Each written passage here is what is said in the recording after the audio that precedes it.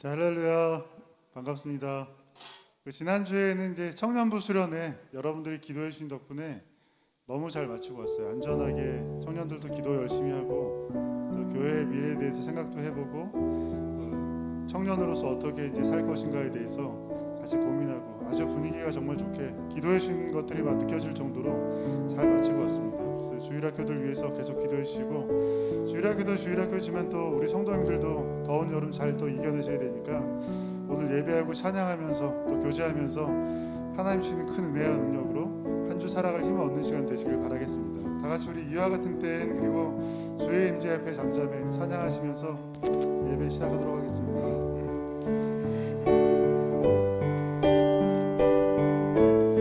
다음 주부터는 10분 좀 50분부터 찬양 시작해서 조금 더 길게 찬양하도록 하겠습니다. 좀 일찍 더 오시면 좋을 것 같아요.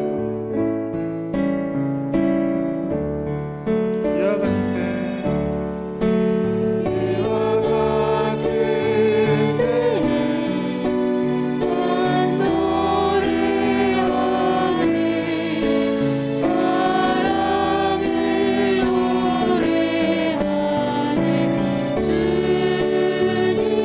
주님께 이와 같은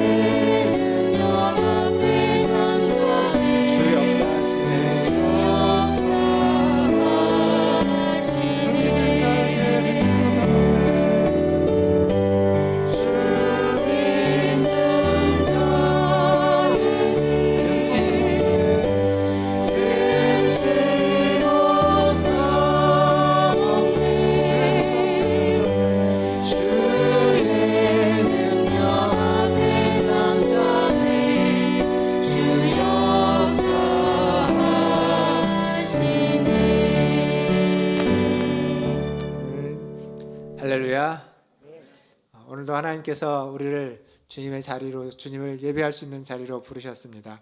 우리가 찬양한 것처럼 우리의 소리는 닫고 귀를 열고 마음을 열어서 주님의 소리를 듣기 원하고 또 주님을 사랑한다 고백하며 예배의 자리로 나아가기를 원합니다.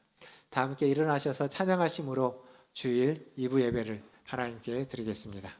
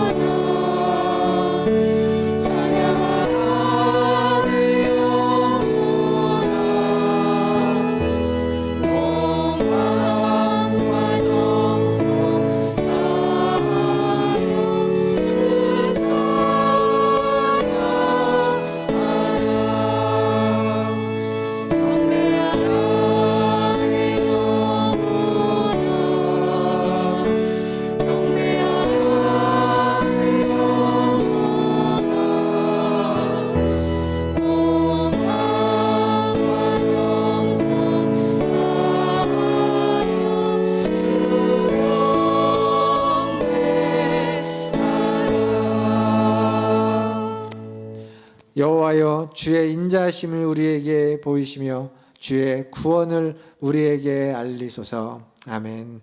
하나님, 주님의 선하심과 인자하심을 우리에게 보여주시고 그 선하심과 인자하심을 의지하여 주님 전에 나와 주님을 예배하오니 우리의 예배를 받아주시고 우리의 예배 가운데 임재하여 주시옵소서. 예배 가운데 말씀하여 주시고 주를 향한 우리의 사랑이 더욱 커지게 하시며 하나님이 우리를 사랑하시는 그 사랑의 은혜를 충만히 경험하는 예배가 되게 하여 주시옵소서. 예배 시종을 주님께 의탁하며 예수님의 이름으로 기도하옵나이다. 아멘. 다 함께 사도신경으로 신앙을 고백하겠습니다.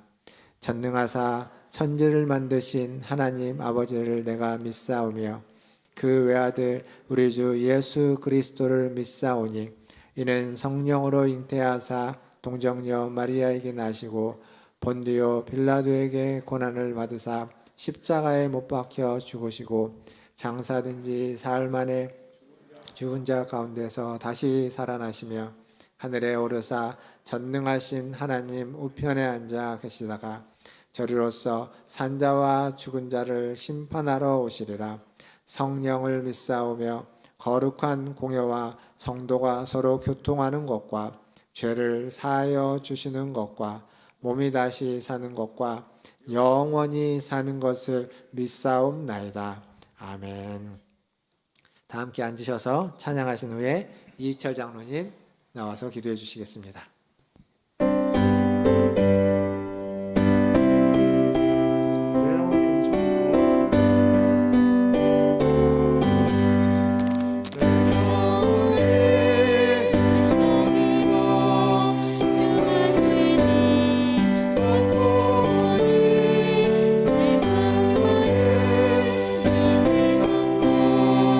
천국으로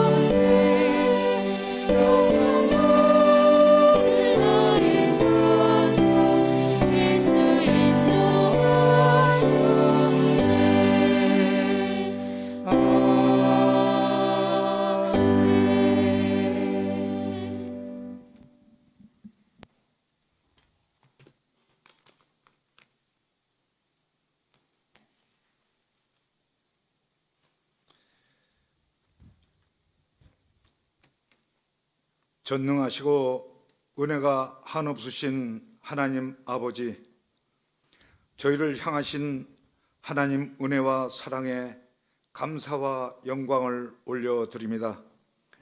올해의 첫 시간을 하나님 앞에 예배 드리는 시간이 엊그제 같은데 벌써 한 해의 절반이 지나 7월 장마와 삼복더위 폭염 속에서도 저희를 눈동자같이 살피시고 보호하시어 하나님의 존전으로 인도하여 주심 참으로 감사를 드립니다. 아버지 하나님, 복된 주일 존귀한 성일을 맞아 분주했던 일상의 삶 속에 지치고 상처난 저의 마음과 생각을 하나님 앞에 내려놓습니다. 하나님 말씀에 순종하지 못했고 세상 속에 편협되고 이기적인 삶을 살았음을 고백하오니 저희의 죄를 그리스도 보혈의 피로 씻어주셔서 다시금 하나님의 충성스러운 일꾼으로 사용되게 하여 주시옵소서. 이 시간 나라를 위해 기도합니다. 코로나 장기화로 경제는 아직도 어려움 속에 있고 또 우크라이나 전쟁으로 인한 치솟는 물가로 이중 삼중의 고통을 겪고 있습니다. 이로와 소망 되시는 하나님, 저희가 좋은 계획과 판단으로 그 계획을 이행했다 할지라도 거두시는 분은 하나님이시오니 오직 하나님께만 온전히 의지하며 겸손히 하나님만 바라보게 하옵시고 이 어려운 난국을 기도로 간구로 헤쳐나갈 수 있게 도와주시옵소서.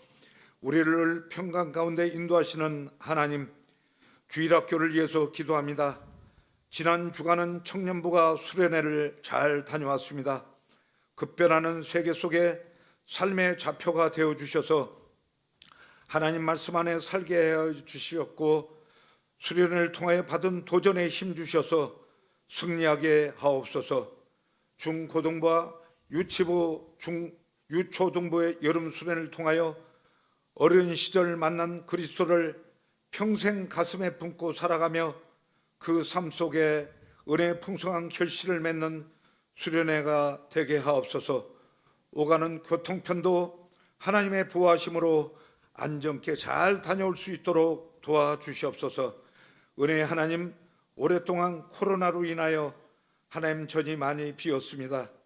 하나님을 떠나 세상 속을 헤매이던 하나님의 자녀들이 하나님의 영의 양식을 그리워하며 상하고 마른 영혼을 안고 다시금 하나님 전으로 발걸음을 돌리게 하옵시고 그들의 마른 영혼이 하나님의 은혜로 젖어들게 하옵소서. 또 온 성도는 가슴으로 그 영혼들을 반기며 맞이하는 사랑과 은혜가 가득 넘치는 교회가 될 수 있도록 은혜를 베풀어 주시옵소서.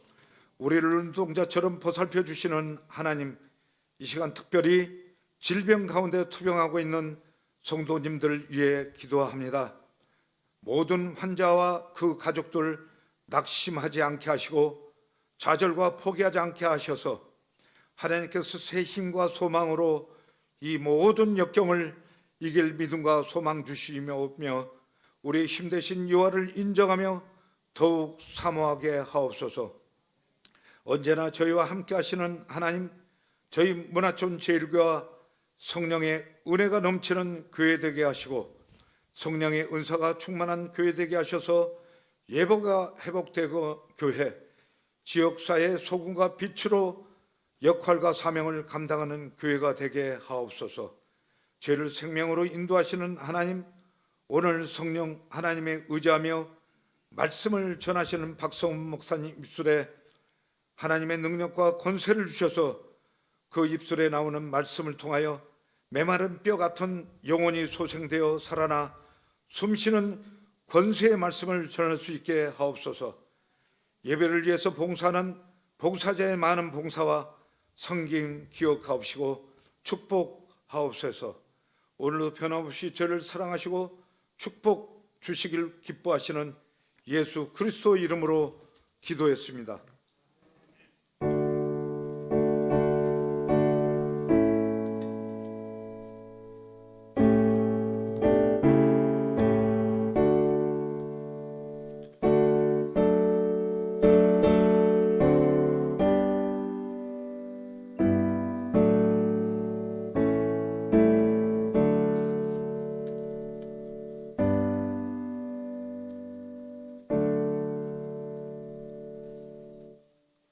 교회 소식 전해드리겠습니다. 주일 예배가 잘 드려지고 있습니다. 주일 예배를 위해서 예배 때마다 오셔서 또 기도해 주시길 바라겠습니다. 오늘은 우리 이해숙 집사님께서 장례에 또 많은 관심을 가져주셔서 감사하다고 떡을 준비하셨습니다. 예배 마치시고 나가실 때 떡을 하나씩 받아주시고 또 많은 위로의 말씀 전해주시기를 바라겠습니다. 공동체 성경 통독입니다. 이번 주는 전도서와 아가서를 통독하겠습니다. 분량이 그렇게 많지 않기 때문에 많지 않을 때는 빨리 읽을 수도 있지만 반복해서 읽거나 혹은 천천히 묵상하면서 읽어서 많은 은혜 받으시는 시간 되길 바라겠습니다. 그리고 오늘 예배 후에 우리 바울의 분들 담임 목사와의 만남 대화가 있습니다. 청년부가 목금토 3일간 수련회를 잘 다녀왔습니다. 그래서 관심을 가져주시고 또 기도로 물질로 후원해 주신 모든 분들께 감사를 드립니다. 교육부서 여름사역이 7월 말 7월 24일부터 26일까지 있고요. 유초등부가 성경학교가 8월 20일에서 21일 8월에 있습니다. 많은 관심 가져주시고 많은 후원 부탁드리겠습니다. 그리고 지난주부터 저희가 중식을 이제 점심을 제공을 하는데요. 중식 헌금 예전처럼 저 뒤편에 보시면 그 보드를 하나 붙여놨습니다. 각 주별로 7월부터 올해 12월까지 해서 좀 중식 헌금을 하실 분들은 저기에 성함을 적어주시면 그리고 그때 그 주에 헌금을 해주시면 그것으로 중식을 준비하고 중식을 사는데 사용하도록 하겠습니다. 다른 광고 주보를 잘 참고해 주시고요. 하나님 말씀 보겠습니다. 하나님 말씀은 다니엘서 4장 1절에서 18절입니다.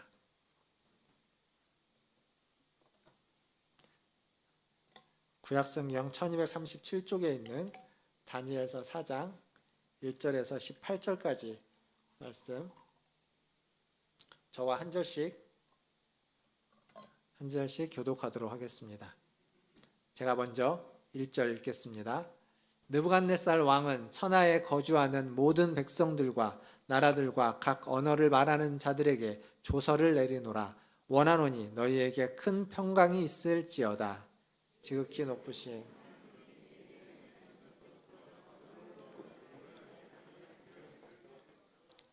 참으로 크도다 그의 이적이여 참으로 능하도다 그의 놀라운 일이여 그의 나라는 영원한 나라요 그의 통치는 대대에 이르리로다. 내 집에 편이 있으며 내 궁에서 평강할 때에 한 꿈을 꾸고 그로 말미암아 두려웠으니 곧 내 침상에서 생각하는 것과 머릿속으로 받은 환상으로 말미암아 번민하였노라. 이러므로 내가 명령을 내려 바벨론의 모든 지혜자들을 내 앞으로 불러다가 그 꿈의 해석을 내게 알게 하라 하였더라.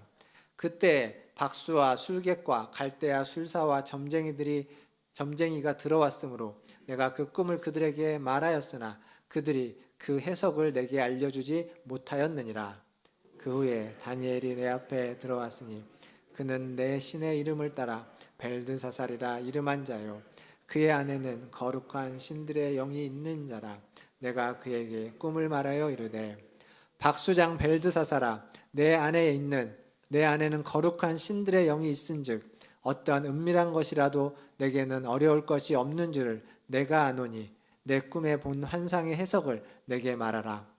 내가 침상에서 나의 머릿속으로 받은 환상은 이러하니라. 내가 본즉 땅의 중앙에 한 나무가 있는 것을 보았는데 높이가 높더니 그 나무가 자라서 견고하여지고 그 높이는 하늘에 닿았으니 그 모양이 땅끝에서도 보이겠고 그 잎사귀는 그 열매는 많아서 만민에 먹을 것이 하고 들짐승이 그 그늘에 있으며 공중에 나는 새는 그 가지에 깃들이고 육체를 가진 모든 것이 거기서 먹을 것을 얻더라. 내가 침상에서 머릿속으로 받은 환상 가운데 또 본즉 한 순찰자 한 거룩한 자가 하늘에서 내려왔는데 그가 소리질러 이처럼 이르기를 그 나무를 베고 그 가지를 자르고 그 잎사귀를 떨고 그 열매를 해치고 짐승들을 그 아래에서 떠나게 하고 새들을 그 가지에서 쫓아내라. 그러나 그 뿌리의 그루터기는 땅에 남겨두고 쇠와 놋줄로 동이고 그것을 들풀 가운데 두어라. 그것이 하늘 이슬에 젖고 땅의 풀 가운데에서 짐승과 더불어 제 몫을 얻으리라. 또 마음은 변하여 사람의 마음 같지 아니하고 짐승의 마음을 받아 7대를 지내리라. 이는 순찰자들의 명령대로요 거룩한 자들의 말대로이니 지극히 높으신 이가 사람의 나라를 다스리며 자기의 뜻대로 그것을 누구에게든지 주시며 또 지극히 천한 자를 그 위에 세우시는 줄을 사람들이 알게 하려 함이라 하였느니라. 나 느부갓네살 왕이 이 꿈을 꾸었나니 너 벨드사사라 그 해석을 밝히 말하라. 내 나라 모든 지혜자가 능히 내게 그 해석을 알게 하지 못하였으나 오직 너는 능히 하리니 이는 거룩한 신들의 영이 내 안에 있음이라. 아멘.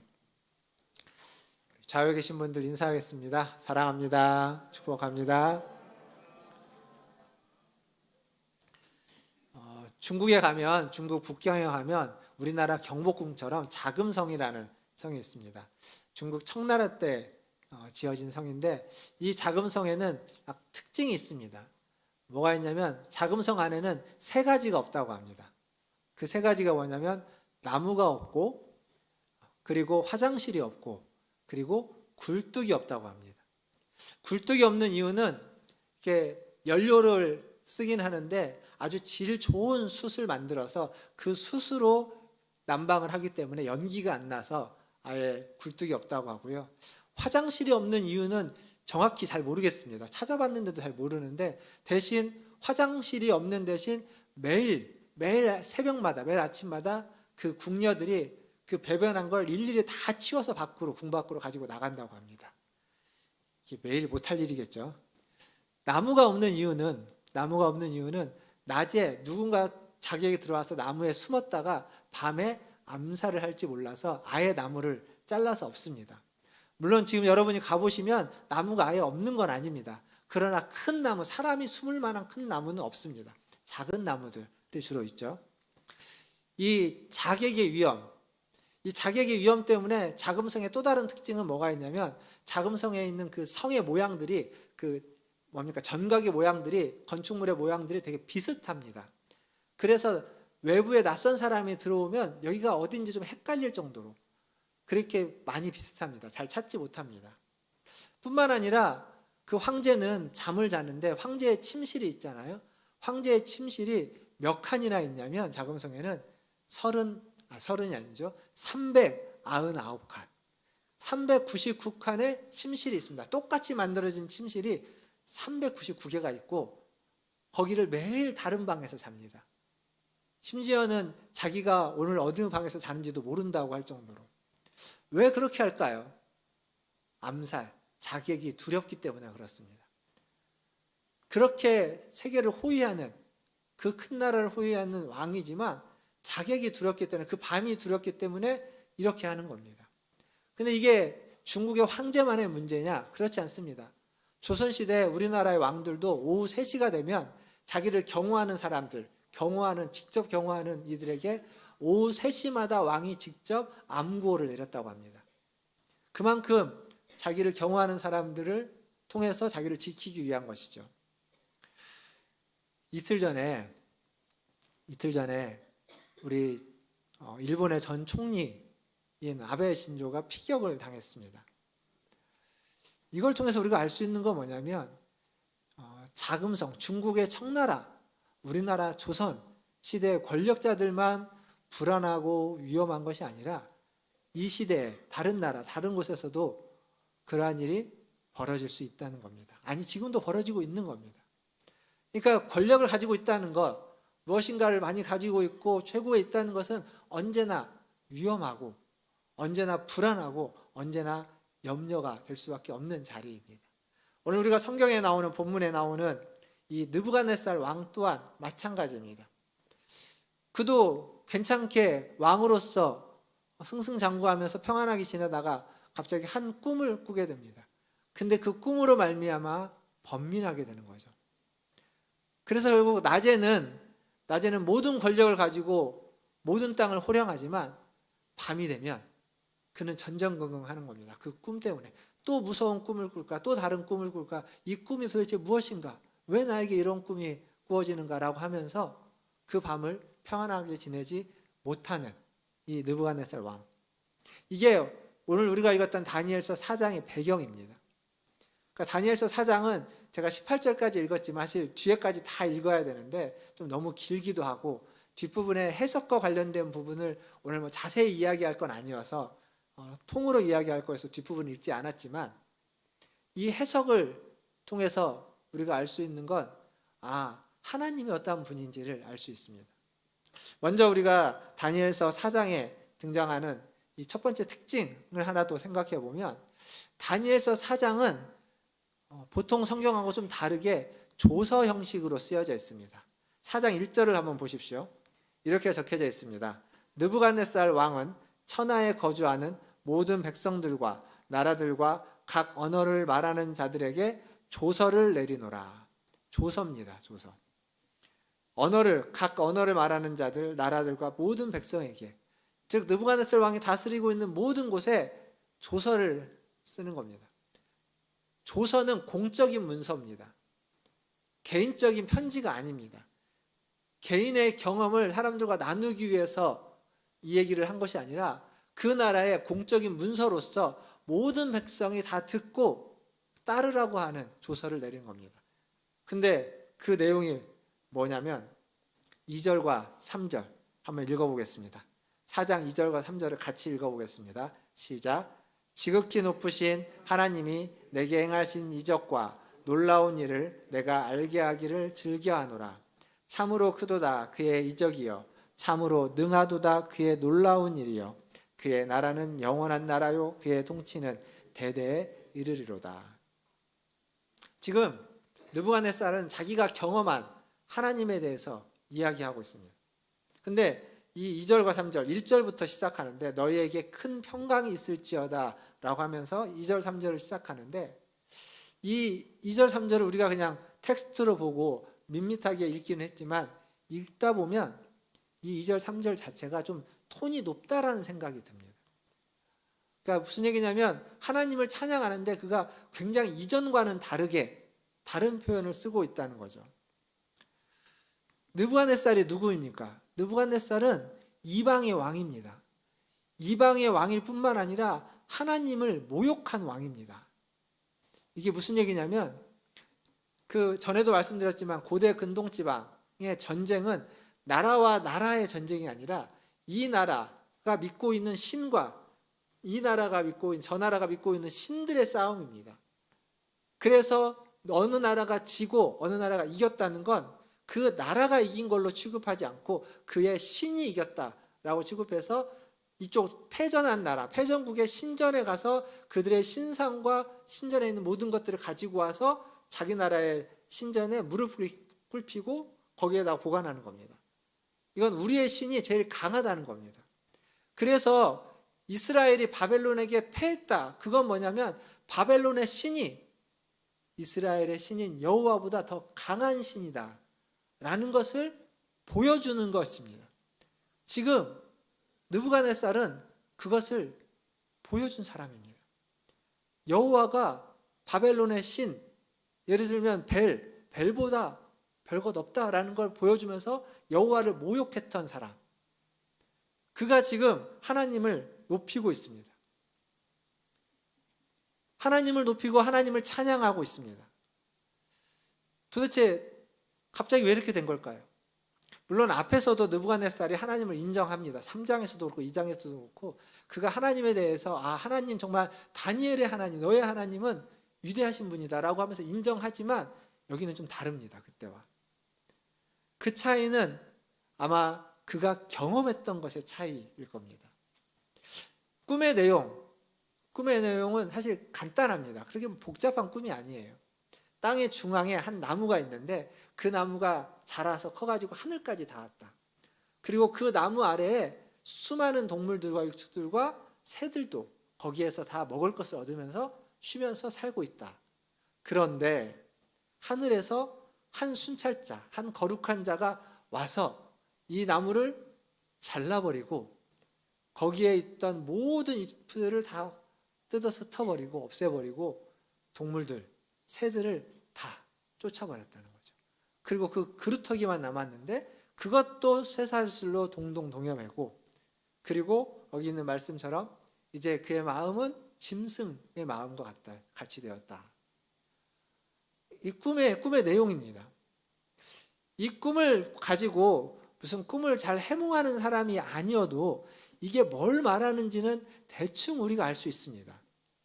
근데 앞에서 보면 박수와 술개, 갈대아의 술사들이 그걸 몰랐을까요? 몰라서 말을 못했을까요? 아닐 겁니다. 말을 안 한 거죠. 뒤에 보면 다니엘도 그 꿈의 내용을 듣고 깜짝 놀랍니다. 두려워합니다. 이거 얘기를 해야 되나 말아야 되나.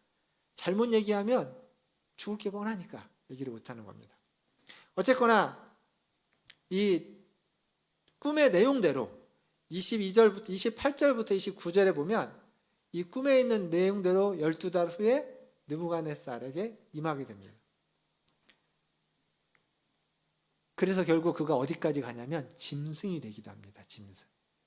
짐승이 되어서 오랜 시간을 보내다가 다시 사람이 되어 와서 하나님이 계시고 하나님이 이 땅을 다스린다는 것을 그가 고백하는 겁니다. 그러니까 그 경험이 있기 때문에 그는 앞에서 그렇게 하나님을 높여 찬양하는 그러한 찬양을 부를 수가 있었던 거죠.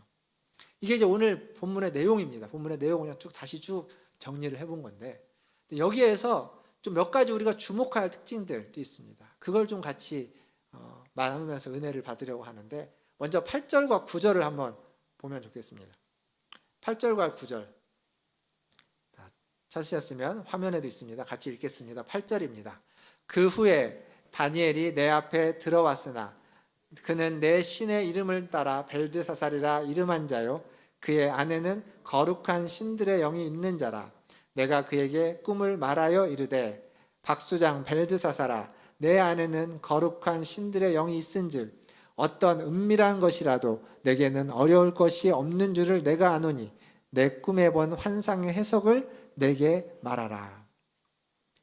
앞에서도 얘기했지만 여러 박수와 술객들이 말하지 못했다고 합니다. 말하지 않은 겁니다. 근데 다니엘, 너는 그 은밀한 것을 내게 말할 수 있지 않냐? 말해라 라고 하면서 뭐라고 말하냐면, 너는 내가 믿는 신 벨의 이름을 따라 벨드사살이라고 불리기는 하지만 너의 안에는 거룩한 신들의 영이 있다. 지금으로 바꾸면, 지금 우리가 쓰는 표현을 바꾸면 뭐냐면 너는 성령 충만하다 이겁니다. 그러니 그것을 해석할 수 있지 않느냐, 그리고 그 은밀한 것을 알 수 있지 않느냐, 그러니 가감없이 내게 이야기해달라라고 요청하는 겁니다. 왜 느부갓네살이 이렇게 다니엘을 믿고 요청을 하는 걸까요? 지금 보면 다니엘을 굉장히 믿는 그런 행간을 읽을 수 있습니다. 너는 이러이러하니까 알 수 있지 않느냐, 너는 이러하니까 은밀한 것을 알 수 있는데 내게 말해줘라. 굉장히 믿음의 언어를 표현하고 있습니다. 그건 뭐냐면 그동안 다니엘이 보여줬던 겁니다. 다니엘이 그동안 10여 년, 20여 년간 느부갓네살과 함께 하면서 비록 박수로서 점을 치는 거죠. 그때 그들의 학문을 따라, 점괘를 따라 점을 치는 그 일을 하면서 그 일 가운데서 그가 얼마나 신실했는지를 보여줬기에 느부갓네살은 그를 믿은 겁니다. 마치 바로가 요셉을 믿었던 것처럼, 바로 왕이 요셉의 꿈 행몽을 믿고 그를 총리로 삼았던 것처럼 그런 겁니다. 하나님의 영에 충만하다, 성령에 충만하다라는 것은 개인적인 우리의 믿음이나 개인적인 우리의 신앙을 위해서 필요한 어떤 영적인 힘을 공급받고 영적인 깨달음을 얻는 수준에 머무는 것이 아닙니다. 성령은 개인적인 것에서도 분명히 역사하시고 우리에게 힘을 주시지만 그것보다 더 크게 우리의 인생사를 넘어서서 우리가 몸담고 있는 이 세상, 이 사회, 이 나라, 이 땅의 모든 것들을 성령님은 운행하시고 역사하실 수 있습니다. 그래서 여러분의 하는 모든 일들, 여러분의 사업, 나라의 정책, 어떤 것을 결정하는 큰 결정들, 이런 것들도 다 성령의 역사로 말미암아 영향을 주고 섭리할 수 있다는 겁니다. 그래서 우리는 기도할 때에 성령 충만함을 위해서 기도하고 성령 충만함을 가지고 기도할 때 그냥 개인적인 신앙만을 위해서가 아니라 좀 더 큰 것들을, 좀 더 공적인 것들을, 좀 더 나라와 민족을 위하고 사회를 변화시키는 주제에 대해서 우리는 충분히 기도해야만 하는 겁니다. 그리스도인은 성령 충만한 사람입니다. 성령 충만하기에 지혜와 명철이 있습니다. 그 지혜와 명철은 이 세상에서도 얼마든지 인정받을 수 있는 지혜와 명철입니다. 믿지 않는 왕에게도, 믿지 않는 사람들에게도, 포로로 잡혀간 신세지만 그들을 포로로 잡아온 그 세상에서 인정받을 수 있는 것이 성령의 충만함으로 주어지는 지혜와 명철입니다. 이건 다니엘에게만 국한되는 게 아니죠. 앞에서도 제가 요셉 얘기를 했지만 요셉도 그렇고 아브라함도 마찬가지입니다. 아브라함도 헷 족속에게 인정을 받았고 아브라함의 아들 이삭도 그 주변에 있는 이방 족속에게 인정을 받았습니다. 그리고 솔로몬도 그를 찾아온 여왕 시바라고 하는 시바 여왕에게 인정을 받았습니다. 이런 점에서 믿지 않는 사람들에게 인정을 받는 것은, 인정을 받는 그 사람은 하나님의 통치를, 하나님의 다스림을 이 땅에 보여주는 제사장과 예언자의 역할을 하는 사람입니다. 하나님은 우리를 왕같은 제사장으로 불렀다고 우리는 이야기합니다. 그건 뭐냐면 우리를 믿지 않는 세상 속에서 하나님을 보여주는 자로, 하나님이 어떠한 분인지 알려주는 그러한 제사장과 예언자로 불렀고 우리는 그렇게 살아야만 하는 겁니다. 거기를 떠나서 그냥 교회 공동체 안에서만 머물러 있어서는 안 된다는 이야기입니다.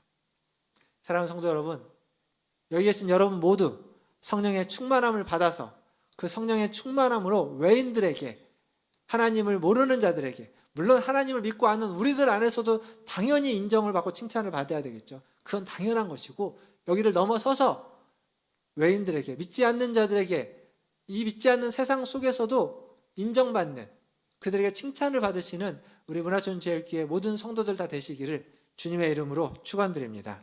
이제 본문 13절과 14절을 다시 보겠습니다. 13절입니다. 같이 읽겠습니다. 시작. 내가 침상에서 머릿속으로 받은 환상 가운데 또 본즉 한 순찰자, 한 거룩한 자가 하늘에서 내려왔는데 그가 소리질러 이처럼 이르기를 그 나무를 베고 그 가지를 자르고 그 잎사귀를 떨고 그 열매를 해치고 짐승들을 그 아래에서 떠나게 하고 새들은 그 가지에서 쫓아내라. 여기 느부갓네살의 꿈에 한 순찰자, 거룩한 자가 나옵니다. 그가 나무를 베고 가지를 자르고 잎사귀를 다 털어버리고 열매를 헤쳐버리는 겁니다. 짐승들은 다 떠나게 하고 새들도 다 쫓아내버리는. 그러니까 정말 그 큰 나무 아래서 누릴 수 있었던 모든 것들이 다 사라지고 거기에서 안식을 누리고 평안을 누리고 먹을 것을 얻었던 동물과 새들도 다 쫓겨나 버린 겁니다. 왜 이렇게 했을까요? 그냥 밑둥만 잘라도 되는데 굳이 이렇게까지 한 이유는 무엇일까요? 그 이유가 17절에 나옵니다. 17절을 한번 다시 보겠습니다. 17절 같이 읽겠습니다. 시작. 이는 순찰자들의 명령대로 거룩한 자들의 자기의 뜻대로 그것을 누구에게든지 주시며 천한 자를 그 위에 세우시는 줄을 사람들이 알게 하려 함이라 하였느니라. 자, 여기 보시면 순찰자가 그렇게 한 것은 지극히 높으신 이의 뜻이라는 겁니다. 근데 높으신 이가 뭘 말해주고자 하는 거냐면 여기 있는 것처럼 그것을, 그 나라를, 그 왕국을 다른 사람에게 줄 수도 있고 다른 사람을 세울 수도 있고 세운 사람을 폐할 수도 있다는 겁니다. 천한 자를 세울 수도 있다. 즉 하나님, 순찰자를 보내신 하나님은 천하만국을 다스리는 분이시다. 왕을 세우기도 하고 왕을 폐하기도 할 수 있는 분, 그게 바로 하나님이시다 라고 이야기하는 겁니다. 세상 모든 권력은 그 아래에 있다는 겁니다. 세상 모든 권력은 하나님이 보내신 순찰자, 그 순찰자 아래에 있는 권력이라는 겁니다. 그 권력은 그래서 하나님의 뜻이라면 언제든지 세우기도 하고 폐하기도 하고 바꾸기도 하는 권력에 지나지 않는다는 거죠. 사랑하는 성도 여러분, 세상에는 느부갓네살 같은 왕이 많이 있습니다. 한 사람으로서 나 자신만의 왕이 될 수 있습니다. 우리는 무슨 얘기냐면 내가 나를 내 마음대로 내가 가진 권력으로 나 자신을 움직이고 있는 거, 그게 나의 왕입니다. 나만의 왕. 뿐만 아니라 작은 가정 속에서 3명, 4명, 5명의 가정 속에서 왕과 같은 자가 있을 수 있습니다. 가족의 왕이겠죠. 또 동일하게 사회 속에서 왕의 역할을 하는 사람이 있겠죠. 권력을 휘두르는 사람. 나라의 왕, 대통령들, 권력자들이 있습니다. 지금 성경이 이야기하고 있는 것은 무슨 강력한 제국만이 아니라 어디에서든지 왕과 같은 권세와 권력을 가지고 있는 자들을 향해서 동일하게 이야기하는 겁니다. 순찰자가 있음을 잊지 말라고. 그리고 순찰자 위에 순찰자를 보낸 지극히 높으신 이가 있음을 잊지 말라는 겁니다. 그가 너의 그 권력을 주었고 너의 그 권력을 빼앗을 수도 있고 허락할 수도 있고 바꿀 수도 있다. 그런 분이라는 걸 잊지 말라는 겁니다. 그래서 가지고 있는 권력을 함부로 남용하지 말라는 겁니다. 누가 되었든 대통령이든 국회의원이든 정치가든 혹은 경제가든 사회 지도층이든 아니면 거창이 거기까지 가지 않아도 우리 동네의 어떤 유지든 누가 되었든 가지고 있는 그 힘과 권력을 함부로 남용해서는 안 된다라는 얘기를 하고 있는 겁니다. 사랑하는 성도 여러분, 우리가 가지고 있는 힘과 권력 나에게는 없는 것 같으시죠? 하지만 있습니다.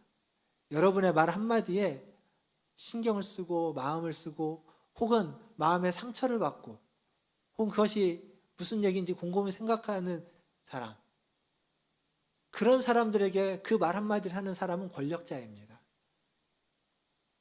우리는 누군가에게는 다 권력자입니다. 우리가. 그러니까 그걸 함부로 하지 말라는 겁니다.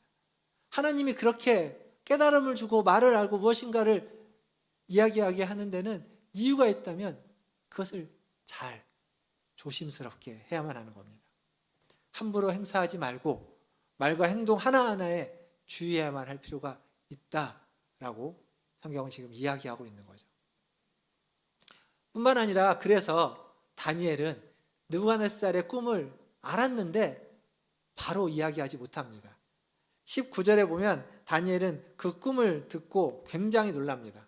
19절에 이렇게 적혀 있죠. 벨드사살이라 이름한 다니엘이 한동안 놀라며 마음으로 번민하는지라. 꿈에 대해서 듣고 알았는데 놀라서 말을 못하고 있는 겁니다. 고민하고 있습니다. 번민하는지라. 왕이 그에게 말하여 이르기를 벨드사살아 너는 이 꿈과 그 해석으로 말미암아 번민할 것이 아니니라.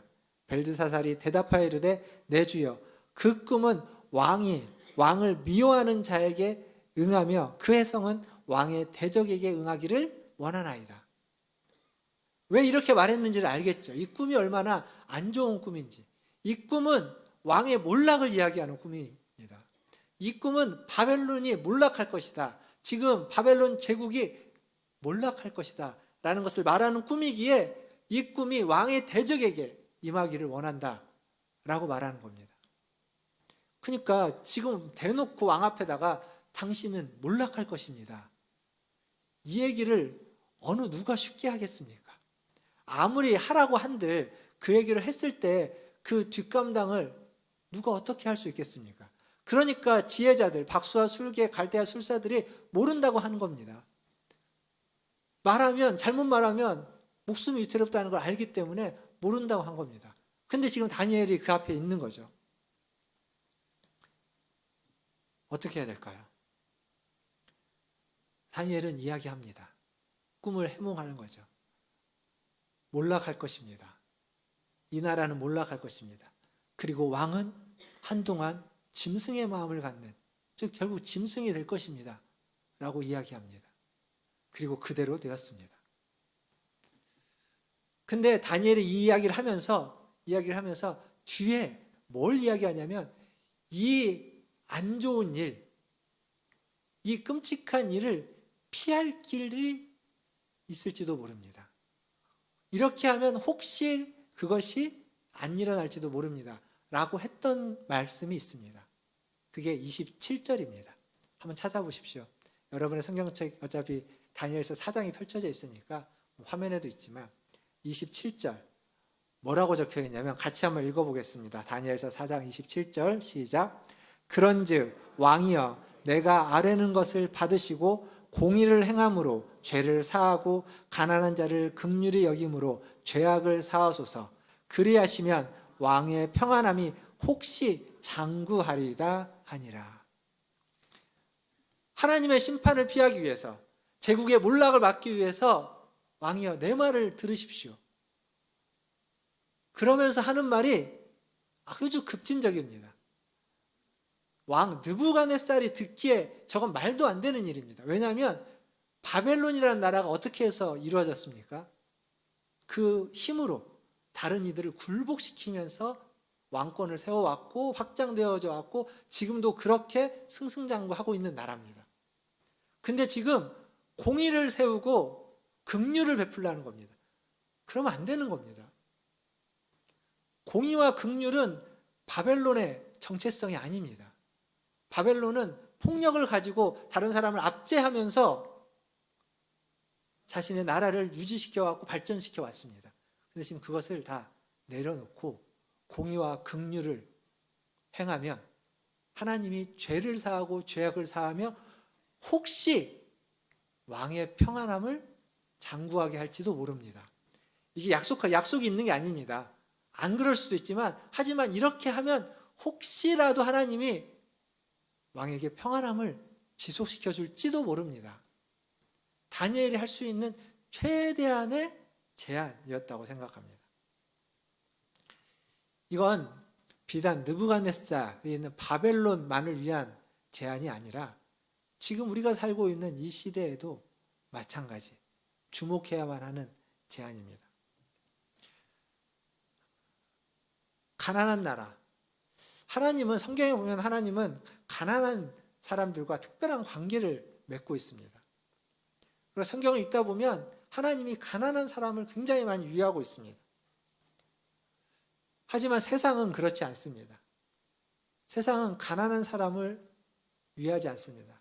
일반 경제학에서 보면 가난한 사람은 경제 발전의 그림자입니다. 경제가 발전해 가는데 어쩔 수 없이 가난한 사람도 생겨날 수밖에 없다. 이렇게 치부합니다.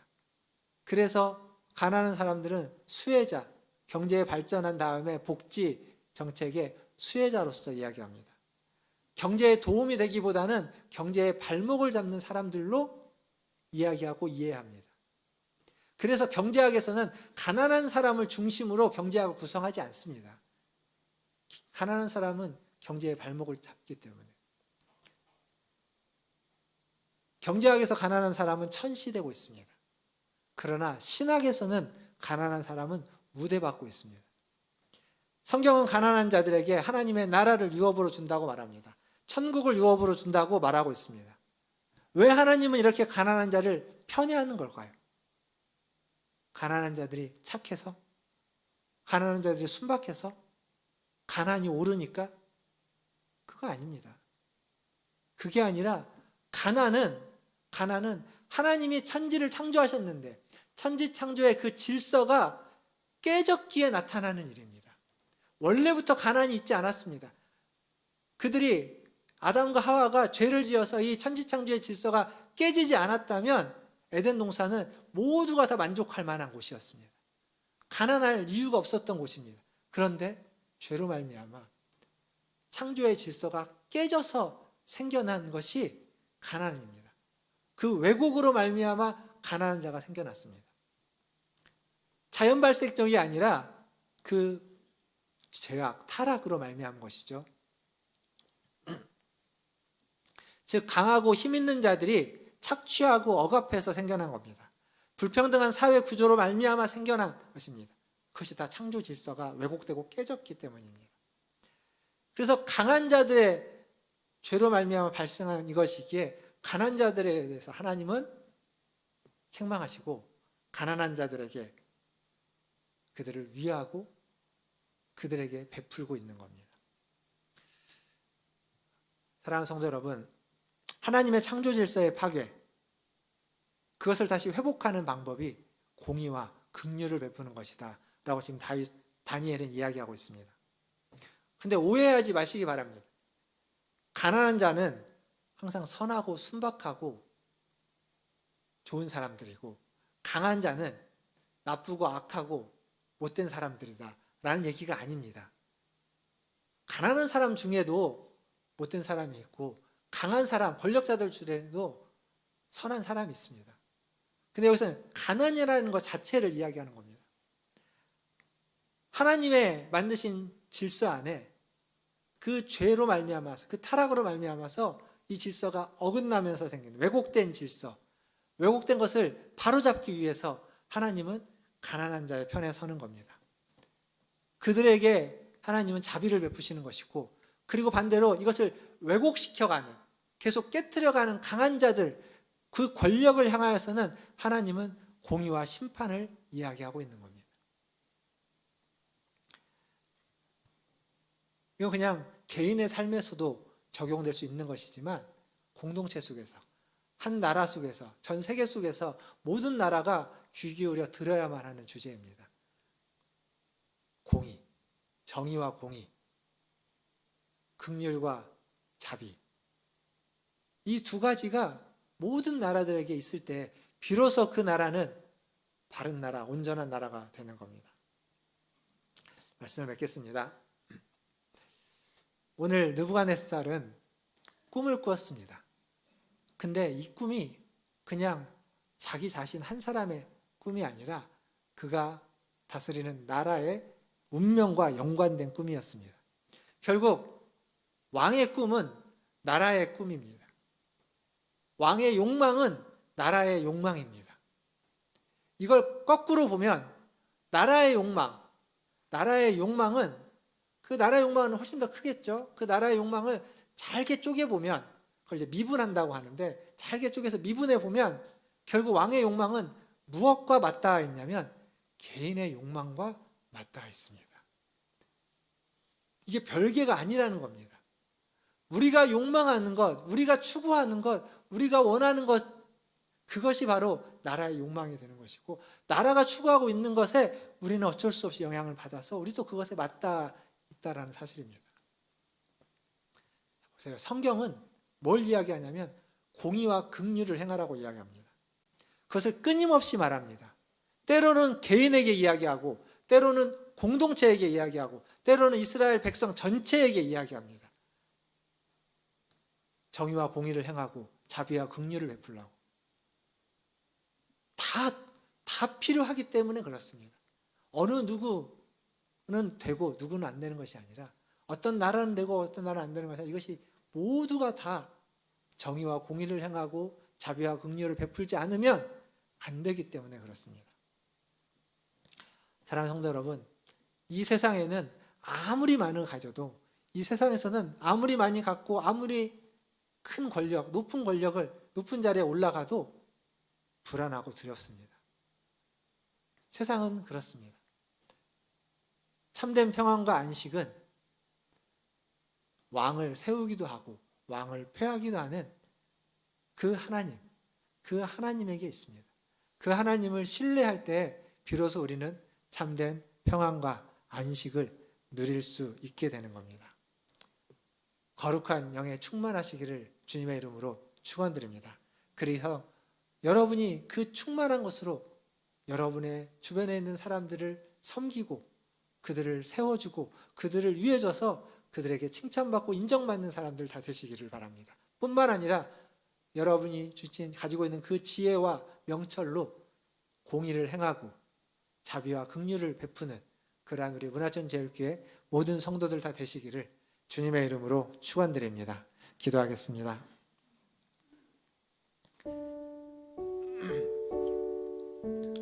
오늘 말씀 느부갓네살 왕의 꿈에 대한 이야기였지만 결국 우리의 욕망과 우리가 살고 있는 이 왜곡된 세상 속에서 우리가 어떻게 살아야만 하는지에 대한 이야기였습니다.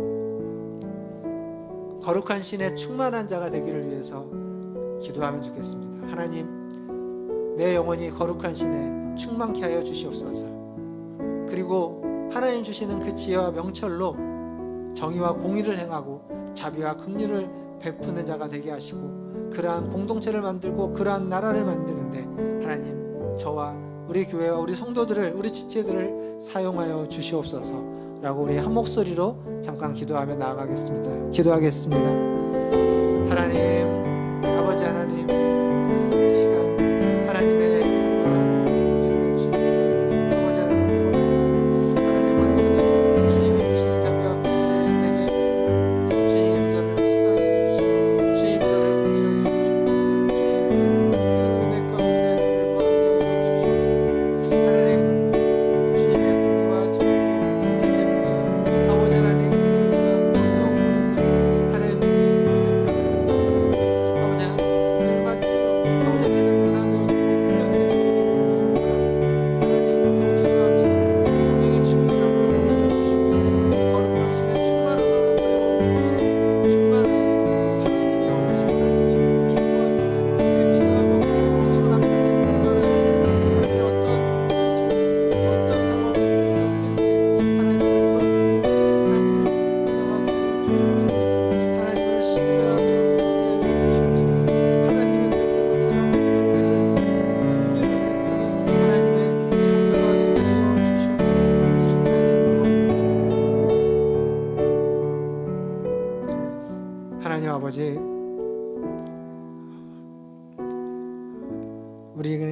우리에게는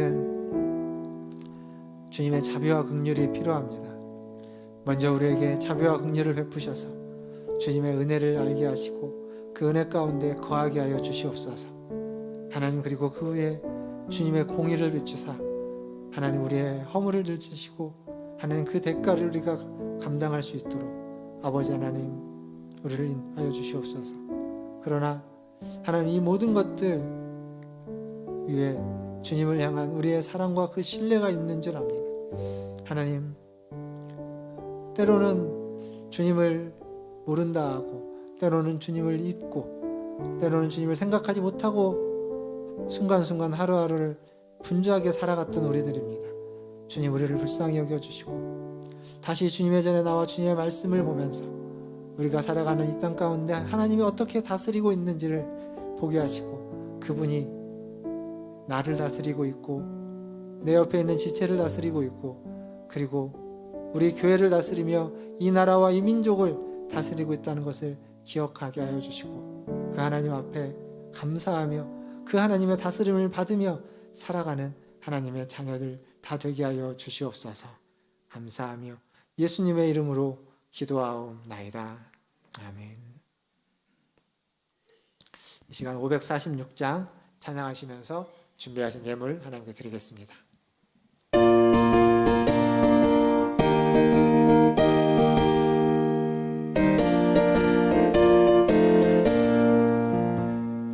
주님 약속하신 말씀 위에서 영원토록 주를 찬송하리라. 소리 높여 주께 영광 돌리라. 약속 믿고 굳게 서리라.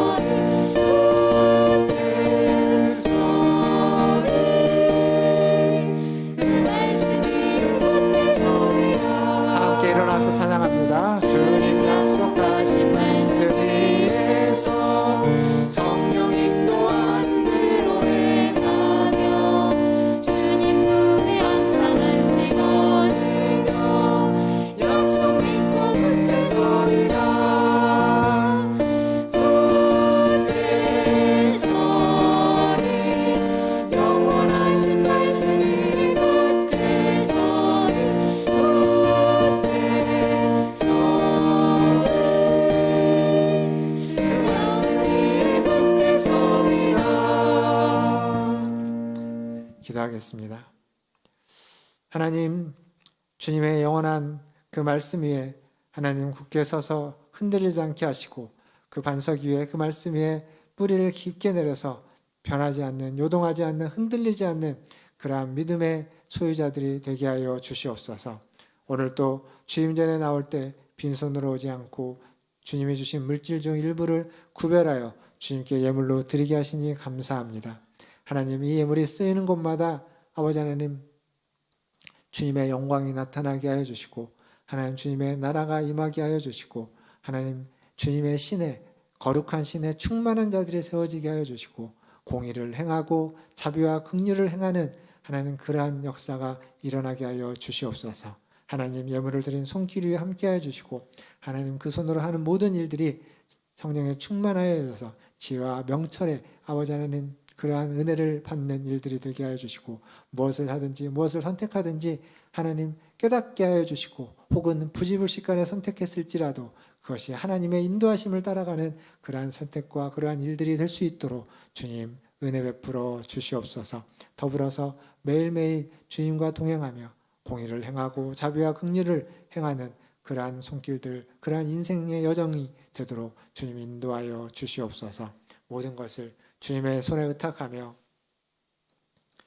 지금은 우리를 죄에서 구원하여 주신 우리 구주 예수 그리스도의 은혜와 하나님 우리 아버지의 크신 사랑하심과 성령 하나님의 위로교통 충만케 하심이 오늘도 주임전에 나와 거룩한 성령의 충만함을 구하고 공의를 행하고 자비와 긍휼을 행하기를 기도하고 다짐하고 소원하는 고개숙이 문화순제일교회 모든 성도들 위에와 그들의 자녀손들과 가정과 직장과 일터 위에 주의 복음을 들고 주님의 뜻에 순종하는 선교사님들과 모든 사역자들 위해 코로나와 전쟁을 이겨내기 위해서 애쓰는 모든 이들 위해 이제로부터 영원토록 함께 있을지어다. 아멘.